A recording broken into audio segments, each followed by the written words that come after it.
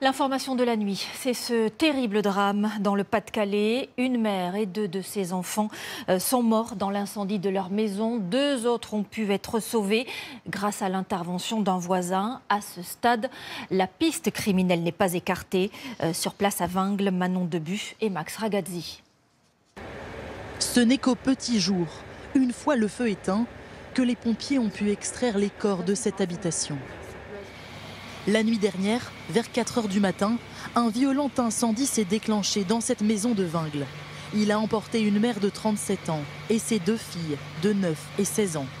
In extremis, un voisin courageux a pu extraire deux autres enfants du brasier, des garçons de 11 et 12 ans, immédiatement pris en charge à l'hôpital de Lens. J'ai vu le voisin qui a monté une échelle à hauteur des enfants. Il y avait deux enfants qui étaient à la fenêtre gauche et il les a sauvés, mais il n'a pas pu aller plus loin. Une famille où il y a 4 enfants et 2 qui restent dans l'incendie avec la maman, effectivement, dramatique, c'est aussi un faible mot déjà.